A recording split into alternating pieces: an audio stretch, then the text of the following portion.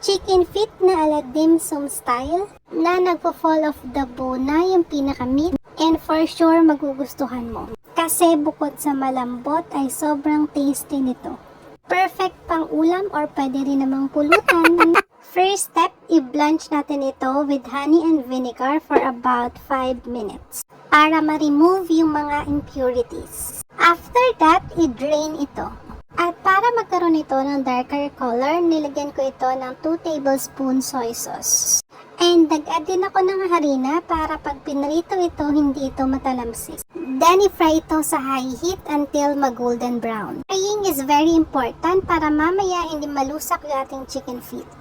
Now, palambutin na natin ito. I'm using pressure cooker para mas mabilis.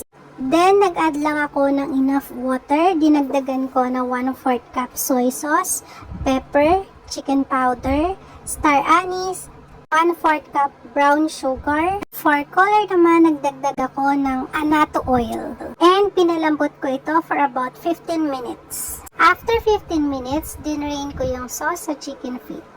And naggisa ako ng sibuyas at bawang. And for additional aroma, naglagay din ako ng ginger pero konti lang. And ilagay na natin yung ating chicken feet.